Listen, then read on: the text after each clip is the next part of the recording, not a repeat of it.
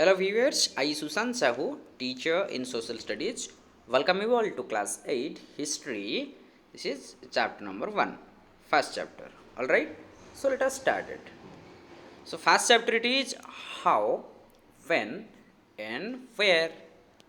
How मतलब कैसे, when मतलब कब, where मतलब कहाँ। ये सब इतिहास के बारे में, हमारे पास्ट के बारे में जानकारी के लिए ये चैप्टर आज हम पढ़ाई करेंगे।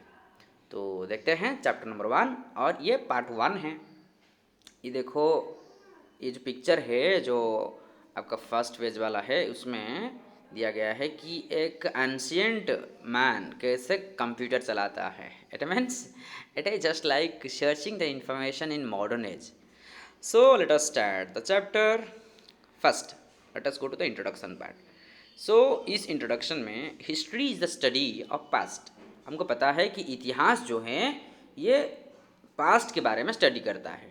पास्ट के बारे में मतलब जो हम ऑलरेडी मतलब हमारा एक्सपीरियंस हो चुका है। जैसे कि आप लोग कल क्या खाए थे, कल क्या पहने थे, वो आज के लिए पास्ट हो गया, तो इसको कहते हैं पास्ट। ऐसे ही पुराने पिछले साल, 10 साल पहले, 100 साल पहले, 1000 साल पहले, ये सब क्या होता है, इसको हम पास्ट कह सकते हैं।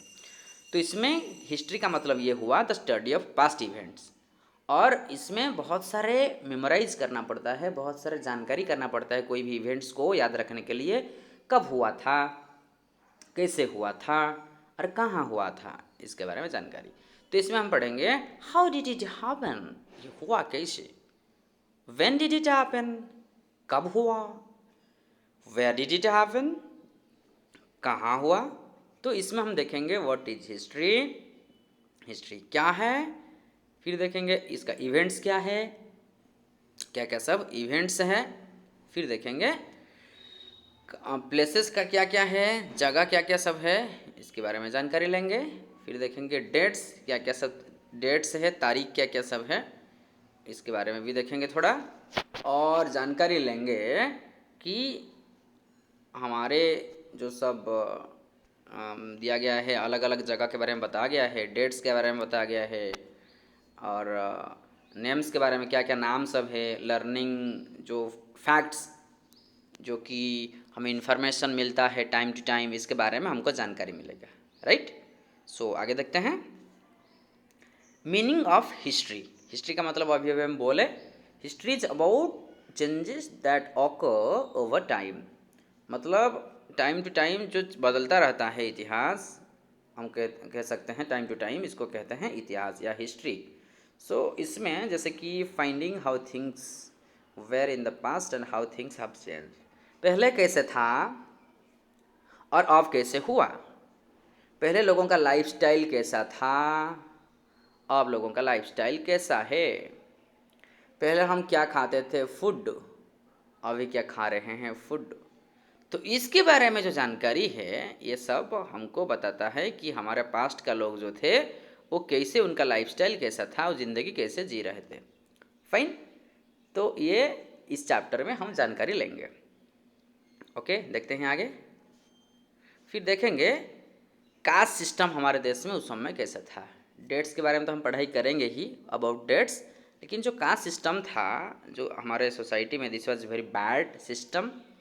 The topmost section in the society, they were known as the Brahmins, right? Then next to Brahmins there are Kshatriyas, those who are the warriors of kings. ब्राह्मण लोग जो होते हैं, जो प्रीस्ट होते हैं, पूजक होते हैं, पूजा करते थे। क्षत्रिय जो होते थे युद्ध भूमि में युद्ध करते थे। वैश्य बिजनेस में इन्वॉल्व होते थे। और शूद्र जो कि बाकी जो अपर 3 लेवल्स का, ब्राह्मण्स का, क्षत्रिय का, शूद्र का, उनका सब सेवा करते थे, जो कि हम सर्वेंट्स कह सकते हैं। और एक सेक्शन थे बाद में हम फील किए, वो सेक्शन जो कि दलित हैं। मॉडर्न एज में, मीडिएवल एज में ज़्यादा सबसे देखा गया है, अनटचेबल उनको बोला जाता था। और गांधी जी के समय में वो उनका नाम मतलब एक नया टर्म शुरुआत किए थे जिसको हम कहते हैं हरिजन, भगवान के लोग। तो जो भी हैं ये सब हमारे सोसाइटी में ये हुआ है, ऐसा भी कहीं कहीं जगह में आज तक चल रहा है। फाइन, आगे देखते हैं। तो इसमें फिर जेम्स रेनेल के नाम ये जो कि दिसंबर 3 1742 में पैदा हुए थे, इंग्लैंड का है, और 29 मार्च 1830 को उनका देहांत हुआ था। ये एक लीडिंग ब्रिटिश जोग्राफ़र हैं, जिनको ये सब कंस्ट्रक्शन के बारे में जैसे कि हम बात कर सकते हैं कि he constructed the first nearly accurate map of India. हमारे देश का जो मैप है, फास्ट एक्यूरेट मैप, वो जेम्स रेनल किए थे।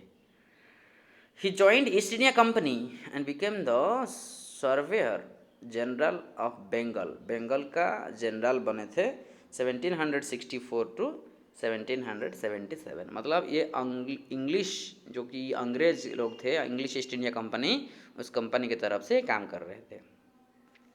नेक्स्ट देखते हैं कि ब्रिटानिका ईस्ट इंडिया कंपनी, इसमें क्या होता है। इंग्लिश कंपनी जो है, जो फॉर्मेशन हुआ था, उनका बेसिक मोटो था कि हमको मुनाफा कैसे मिले, हमको इंटरेस्ट कैसे मिले, हमको कैसे ज़्यादा से ज़्यादा हमको मतलब प्रॉस्पर हो जाएं, हम कैसे अमीर हो जाएं। तो एशिया, साउथ ईस्ट एशिया और इंडिया जो है ईस्ट का, ये एक्सप्लोइटेशन करने लगे। एक्सप्लोइटेशन का मतलब होता है शोषण।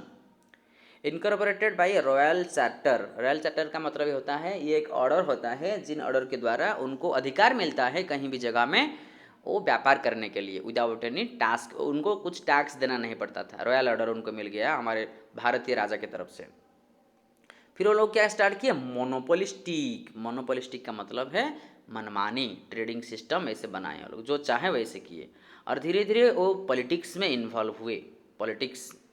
पॉलिटिक्स और act an agent of British imperialism. Imperialism का क्या मतलब क्या होता है, एक देश दूसरे देश का जो political condition, administrative system, culture के ऊपर वो कब्जा करे, इसको कहते हैं इम्पीरियलिज्म। तो ब्रिटिश लोगों का जो कल्चर था हमारे देश के ऊपर, वो कब्जा होने लगा। फिर देखते हैं ये जो 19th सेंचुरी, 18th सेंचुरी और 19th सेंचुरी के समय में ये हमारे देश के ऊपर ये सारे खराब समय आ गया।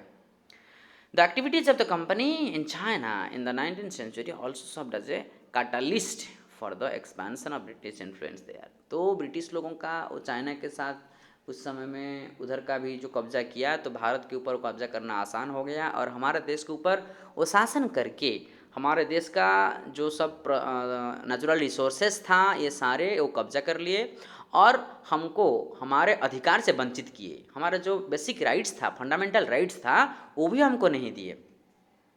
ओके, देखते हैं आगे क्या होता है। इसमें एक देख सकते हैं आप लोग, official of East India Company riding an Indian procession. मतलब जैसे कि प्रोसेशन होता है युद्ध जीतने के बाद, कहीं फंक्शन हो रहा है, कहीं सेलिब्रेशन हो रहा है, तो ये ब्रिटिश लोग प्रोसेशन में जा रहे हैं। They were enjoying their life in that time. On the other hand the Indians they were suffering a lot. Fine, okay, आगे देखते हैं। History is refer to span of time. इतिहास को एक स्पेसिफिक स्पान ऑफ टाइम, एक limited time के ऊपर वो आधारित है। जैसे कि इसमें बात कर सकते हैं हम लोग कि ये जो we can't determine a specific date when British rule was started. ये सही बात है। ऐसा हम नहीं कह सकते हैं कि कौन सा दिन से ब्रिटिश रूल पूरा शुरुआत हुआ, एस्टैब्लिश कौन सा दिन से हुआ, ऐसे कहना डिफ़िकल्ट है। लेकिन हाँ, हम महसूस कर सकते हैं ये साल, इतने साल से इतने साल के अंदर वो लोग हमारे पॉलिटिक्स को, हमारे एडमिनिस्ट्रेटिव सिस्टम को धीरे धीरे कब्जा किए।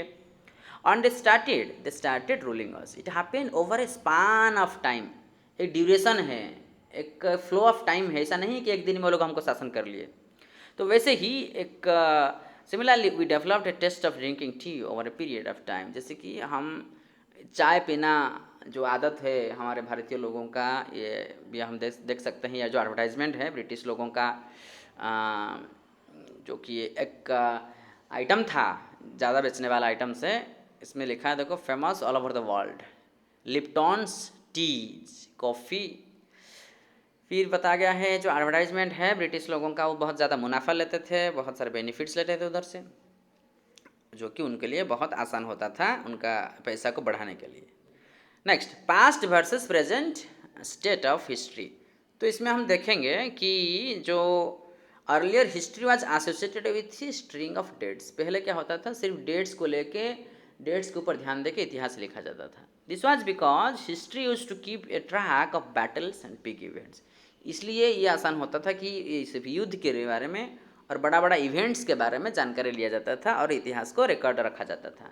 लेकिन प्रेजेंट में हिस्ट्री इज वाइडर कंसेप्ट, ये बहुत बड़ा कंसेप्ट हो गया है आजकल, जो कि क्या इंक्लूड हुआ है, हाउ कैसे हुआ, ये व्हाट क्या हुआ कंसेप्ट। तो ये हाउ एंड व्हाट जो हुआ, ये लोगों का मन में ज़्यादा क्यूरियोसिटी बढ़ा, जानकारी के लिए उनका इंटरेस्ट बढ़ा, तो इतिहास का रिकॉर्ड रखने का तरीका भी धीरे धीरे परिवर्तन हुआ।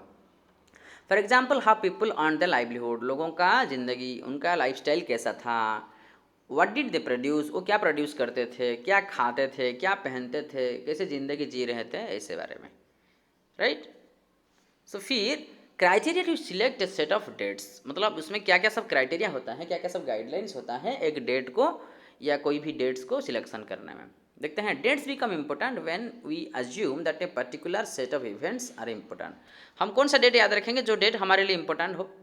देखते हैं कि डेट वो जो इम्पोर्टेंट होता है, इम्पोर्टेंट डेट्स को ही हम याद रखते हैं। जैसे कि हमारा जन्मदिन हो गया, जैसे कि हम different types of festival celebration करते हैं, national festival, independence day, Republic day, तो ये सब याद रखने वाला डेट्स है। तो ये ऐसे ही इंपॉर्टेंट इवेंट्स को ही याद रखा जाता है। Most of the history in India was written by the British historians, बहुत सारे हिस्ट्री जो है भारत का ब्रिटिश लोग लिखे थे। This historian started writing with the rule of first governor general, Warren Hasting के समय में शुरुआत हुआ और एंड हुआ the last viceroy Lord Mountbatten. उनका जो ब्रिटिश हिस्टोरियन जो थे वो राइटिंग, इतिहास राइटिंग जो शुरुआत हुआ था वारेन हेस्टिंग के समय में और ख़त्म हुआ था लॉर्ड माउंटबेटन के समय में। तो उनका जो उस समय जो हिस्ट्री लिखते थे, वो उनका हिस्ट्री, ब्रिटिश लोगों का हिस्ट्री को ज़्यादा फोकस करते थे। वो लोग अच्छे हैं, उनका एडमिनिस्ट्रेशन अच्छा है, वो लोग बहुत स्ट्रांग है, शक्तिशाली है, और बार बार हरा देते थे हमारे देश का राजा लोगों को, ऐसे ही फोकस करते थे वो लोग। ओके, देखते हैं हमारा क्या हुआ। तो ये जो हमारा सिचुएशन जो है, हमारे राजा लोगों का जो सिचुएशन है वो क्या हुआ, हम कैसे हुआ, राजा लोगों हमारे कैसे एक दूसरे को मदद किए, यूनिट बनाएं और ब्रिटिश लोगों को कैसे भगाए, इसके बारे में हम नेक्स्ट क्लास में डिस्कशन करेंगे। सो आज के लिए सिर्फ इतना ही। Once again will meet in the next video. Till that take care of studies. Thank you all.